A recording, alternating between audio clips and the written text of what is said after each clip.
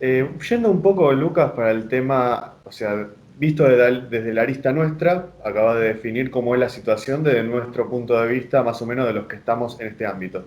Ahora Ujú. vamos al ámbito del otro lado, es decir, a lo que asignamos como el enemigo. La globalización es un fenómeno que se relaciona con la tecnología y la comunicación. Acá estamos, por supuesto, ¿no? Esto acerca a las personas, nos permite entrevistar gente de otros países con ideas afines y desde la misma postura, podríamos decir, como Miklos Lucas o Javier Villamor, entre otros. Ajá. Pero también eh, también hay que definirlo, diferenciarlo del globalismo, porque en la globalización está incluido el globalismo, que es una postura político-ideológica que tiende a homogeneizar y dominar las naciones. O sea, ataca las diferencias de las personas, a pesar de que el discurso sea de diversidad, los pueblos y lo que conforma la identidad de las naciones. Esto ha generado una reacción, digamos, del capital financiero en esta época porque, por supuesto, se han visto los rebrotes. Algunos dirán nacionalista, otros patriota identitaria, por así decirlo. En este contexto, y si es posible que nos des una definición, ¿cómo podríamos reconocer en este contexto del lado oscuro de la globalización que llamamos globalismo, cómo reconocemos un nacionalista? Qué buena, te agradezco la pregunta, Lucas. Es muy interesante. Mira, sin entrar en discurrir por campos así muy intelectuales, te quiero nombrar solamente un autor, que es Marshall McLuhan, Uh Herbert -huh. Marshall McLuhan, que hablaba como las tecnologías de la comunicación como en tres instancias, ¿eh? Ya hablaste de las tecnologías, ¿no? Efectivamente, nosotros ahora nos estamos comunicando como producto, como consecuencia de los beneficios de la tecnificación y de la tecnologización de las comunicaciones, ¿no? Eh, y hablaba de tres momentos: la aldea tribal, es decir, la aldea de la tribu, podemos decir, donde las fronteras eran conocidas, vos sabías todos los miembros de la aldea quiénes eran, y la información era de alguna manera limitada, era un grupo donde vos conocías principio y fin de lo que pasaba. Tenías al viejo sabio, al que le preguntaba las cuestiones de la vida, tenías al líder guerrero, la aldea tribal, ¿no? Después pasamos a un momento con digamos, el descubrimiento de la imprenta, lo que McLuhan llamó la galaxia Gutenberg. Galaxia en el sentido de que ya había una expansión a partir de la mecanización de la imprenta, donde ya era inabordable el material que vos podías acceder, ¿no? Pero al mismo tiempo hablaba de galaxia y no de aldea porque las fronteras eran difusas, es decir, imprimir cientos de miles de libros y que cada libro se pueda editar cientos de miles de veces, hacía como inabordable las posibilidades del saber con la galaxia Gutenberg. Pero dice, después pasamos a una tercera fase a la que llamó aldea global. ¿Y por qué aldea global? Porque esa explosión de las comunicaciones con las nuevas tecnologías, el Internet podemos llamar hoy, ¿no? Y los medios de comunicación, se vuelve a la lógica del globo y de la aldea, porque ya es una comunidad donde empezamos a conocer nuevamente sus fronteras, pese a que en ese globalismo la información también es ilimitada. Solo por decirte que YouTube tiene 2.000 millones de usuarios en todo el mundo, te estoy hablando de una sola plataforma, una sola red, donde el 79% de los usuarios de Internet afirman tener una cuenta de YouTube, donde ven promedio 1.000 millones de horas de video por día, se miran en YouTube, 1.000 millones de horas promedio por día se miran alrededor del mundo, donde el 70% de las producciones de YouTube proviene de dispositivos móviles, es decir, hoy quien genera la información es la gente con su teléfono. Esto habla de que el 70% que ya no está más en los estudios de televisión, sino la gente registrando algo en la calle, donde son 300 horas de video que se cargan por segundo a YouTube. También es inabordable, pero ya la lógica es la de una red global. Nosotros no podemos ir en contra de esa tecnología, de hecho la estamos aprovechando, de hecho hemos crecido y en la medida que hemos crecido ha sido también con el favor de esta tecnología. Pero como vos bien indicaste Lucas, el globalismo, que es una forma, o la forma que ha asumido actualmente el globalismo, entiende por esto la eliminación de todo tipo de identidad, entiende que detrás de esto se viene un film de las naciones y sus identidades nacionales, la muerte del ius solis, del ius sanguinis, no importa la prosapia, no importa, tus ancestros, de dónde venís ni hacia dónde vas. Quieren un modelo de hombre nuevo, sin fronteras, sin horizontes, degradado a ser una fuga en el instante, es decir, a disolvernos como la información a través de las nuevas tecnologías, y ser funcionales, sí, a una suerte de entidad colectiva que trasvasa todo tipo de región, frontera, limítrofe, y que trata de disolver las voluntades individuales, los valores y las culturas, ¿no? En el fondo hay una gran crisis, una decadencia, al decir de Oswald Spengler, un elemento más que vendrían a indicar la decadencia de Occidente. Entonces, tu pregunta es muy adecuada, porque primero que hay que distinguir globalización del globalismo, eso estoy de acuerdo. O sea, el enemigo es el globalismo como tal, no la globalización en términos tecnológicos. Nadie quiere volver a la edad de piedra, ni comunicarnos con señales de humo por decirnos nacionalistas, eso está claro. Nosotros queremos aprovechar las potencialidades de la tecnología. Lo que pasa es que también detrás de la tecnología hay un capitalismo recalcitrante que ciertas tecnologías las promueve, ciertas tecnologías les da prensa, y a ciertas tecnologías que hoy tranquilamente permitirían que los vehículos sean autopropulsados con energía solar, no le dan la misma cabida, porque hay intereses petrolíferos, intereses corporativos, que lo que van a hacer con esas tecnologías es dejarlas absolutamente sumidas en un silenciamiento y en una persecución total. Eso por un lado, o sea, el capitalismo es selectivo con las tecnologías que promueve y difunde, y por lo tanto también hay tecnologías que son proscriptas y silenciadas y ocultadas. Ahora, ¿cómo reconocer? Acá viene la segunda parte de tu pregunta. ¿Cómo reconocer a un nacionalista? Bueno, es una pregunta compleja, difícilmente resumible en pocas palabras, pero básicamente lo que podemos identificar, cómo reconocemos a un nacionalista, es aquel que no se deja fagocitar por toda la mácula, yo hablo así difícil, pero es mi forma de hablar, por toda la mácula hedonista que hay detrás del globalismo. Es decir, la lógica del consumo, la lógica de la ostentación de lo material. Eso habla mucho, ¿no?, de las personas.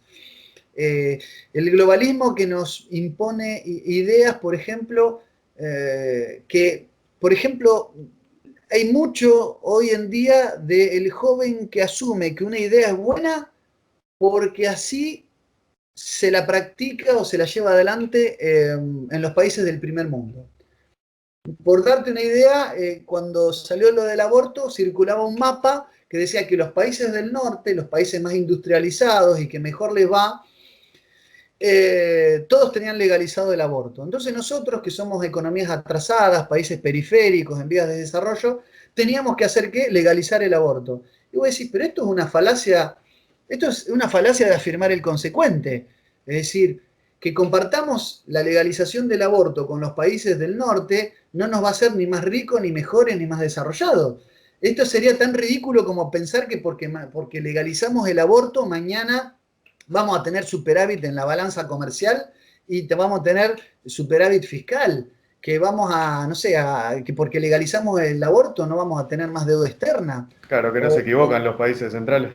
Una falacia liberal, ¿no? Pero bueno, esa es la gran falacia liberal, tal cual, tal cual. Entonces, en realidad, esto de creer que una idea es buena porque es importada, es lo primero que tenemos que tratar de erradicar.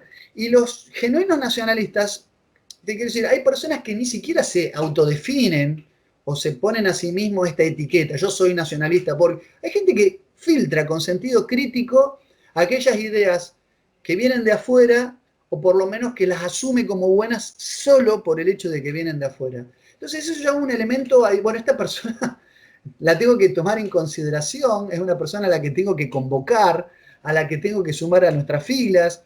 A lo mejor no tiene que tener una gran instrucción, pero sí tiene sentido común, gran sentido común. Es decir, no toda idea, porque se aplica en todas partes del mundo, es necesariamente buena y funciona. Es decir, en el fondo somos nacionalistas. No porque somos herméticos, cerrados al mundo. No somos nacionalistas porque queremos estados elefantiásicos y deficitarios, sino porque si hacemos acuerdos bilaterales o multilaterales, tienen que ser acuerdos cuyo fin favorezcan el interés de la nación.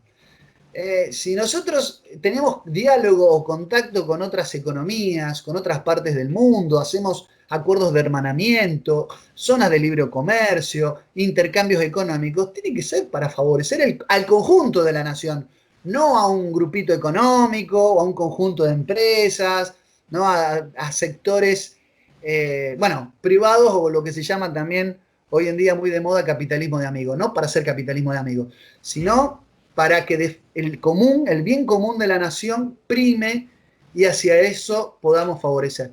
Yo creo que cómo identificamos a un nacionalismo, primero y ante todo cuando no compra de manera acrítica las ideas que se imponen como buenas solamente porque vienen de afuera. Esa sería como primera instancia la nota. Hay muchas más para decir, pero me parece que prima facie es la que indica cuando alguien se perfila como un buen nacionalista. Lucas, mencionaste algunos puntos en tu anterior respuesta que me gustaría hacer hincapié para saber lo que pensás sobre esto. O sea, por un lado es interesante, o me resulta a mí muy interesante, cómo la derecha actualmente tiene que ser nacionalista, pero sin ser nacionalista. O sea, toma todas las ideas, pero no dice que es nacionalista, hay un miedo a la palabra, no, somos patriotas, patriotismo y demás. O sea, por un lado es como que hay una gran contradicción, yo diría, en este aspecto en la derecha, porque tienen que reivindicar al Estado-Nación, pero quieren continuar con una ideología de libre mercado. Eh, Todas estos, digamos, esas contradicciones, una falta de realismo también, y no dejar nada de lado, que se puede ver en algunos referentes, ¿sí? Me hace a mí preguntarme, ¿no? Nos hace preguntarnos quizás a los nacionalistas. Hoy la realidad que se ha impuesto, ¿sí? Ha demostrado que hay que reconstruir el Estado-Nación, ¿sí? Hay que reivindicar los proyectos nacionales, las políticas de Estado, ¿sí? Proteger los recursos, o sea, reivindicar la identidad también por una cuestión de que la persona necesita tener una coherencia con su identidad biológica, nacional y si se quiere espiritual, ¿sí? Para desarrollar una propia identidad personal. Luego, estas cuestiones que el nacionalismo sienta reivindicado. Hoy la realidad se impone y dice, esta es la solución frente a un globalismo que destruye las identidades, no quiere personas con identidad, que no triunfen en el mundo y demás. ¿No será hora realmente de que estas personas, ¿sí? que toman todas estas propuestas del nacionalismo, que bienvenido sea, pero no será hora que realmente nos escuchen de verdad? Sí, mira, respecto de por qué hay quienes le tienen algún tipo de animadversión a la palabra nacionalismo, lo entiendo. No quiere decir que lo comparta, pero lo entiendo. En primer lugar, porque por nacionalismo se entienden cosas muy diferentes en distintos puntos del mundo. Si vos vas a España, por ejemplo, vos hablas de nacionalismo, y el nacionalismo en España se asocia, y no sin razón, con el separatismo catalán, por ejemplo, o con el fundamentalismo vasco de la ETA. Y los que defendemos una entidad hispánica, digamos, como hispanidad como madre patria, justamente los nacionalistas de acá de Argentina estaríamos en contra del separacionismo. Entonces, hay que tener cuidado porque a veces la palabra puede llegar a confundir si no la sabemos contextualizar. Entonces yo digo, entiendo por qué ya de por sí la palabra puede generar ruido, animadversión o miedo, ¿no? Algún tipo de temor. O sea, lo entiendo. Entonces por eso siempre hay que reeducar en el concepto, ¿no? Que estamos tratando. Esto alrededor del mundo, si el nacionalismo significa distintas cosas alrededor del mundo. Y en nuestro país también, cuando uno se retrata al pasado, el nacionalismo a veces es asociado con alguna tendencia que pueda llegar a tener atisbos o resabios o acervo en alguna forma de totalitarismo. Entonces, sobre todo ciertos sectores de la derecha, para poder jugar políticamente, para poder sentirse incluidos dentro de los términos de lo que la democracia permite en el juego democrático, evitan ese tipo de denominaciones. Yo lo que digo es que en realidad más que tratar de hacerlo entender así verbalmente, lo que tenemos que hacer es hacerlo entender actitudinalmente. Por eso digo esto de la estrategia del diálogo. Es decir, che, estos nacionalistas desconciertan. ¿Por qué? Y porque hablan con todo el mundo, se relacionan con gente de la izquierda, de la extrema derecha, y sin renunciar a sus convicciones, son personas dialoguistas. Entonces uno empieza a hacer del nacionalismo algo simpático, es decir, son personas comunes y corrientes que abrazan y ponen a la nación y al Estado soberano ante todo, pero no son ni fanáticos, no son personas que forman parte de algún tipo de secta, ¿no? Eso es importante, pero ya te digo, eso es una educación, una pedagogía actitudinal, es decir, el nacionalista no es una persona aburrida que tiene, digamos, en su casa solamente tiene cuadros de próceres colgados, ¿viste? En realidad somos personas jóvenes, comunes y corrientes, que nos ponemos gafas oscuras, que nos subimos arriba de la moto y nos gusta subirnos a una tabla de surf. No somos personas que estamos estratosféricas. Somos personas comunes y corrientes que convivimos, no sin reparos, no sin objeciones con el mundo moderno y este occidente que obviamente se está matando a sí mismo, este occidente en agonía. Pero está muy buena tu pregunta porque sí, la hora de los nacionalismos llegó hace tiempo y el mundo lo está demostrando, el mundo lo está demostrando, porque la mentira, la falsa mentira, la falsa disyuntiva izquierda y derecha, en el mundo se está cayendo. Por supuesto que se reviste y se acomoda para evitar mencionar el verdadero antagonismo, que es patria versus globalización, y en este reacomodamiento hay sectores que migran también por una cuestión de supervivencia política. Entonces vas a tener también a los oportunistas y a los que articulaban un discurso absolutamente liberal, ahora ayornados y acomodaticiamente hablando de Dios, patria, familia. Son supervivientes políticos, por eso también hay que tener cuidado, mucho cuidado, así como con los purismos, también hay que tener cuidado con los nacionalismos de importación. Hay que tener cuidado, porque si son importados no son nacionales. Es muy importante eso.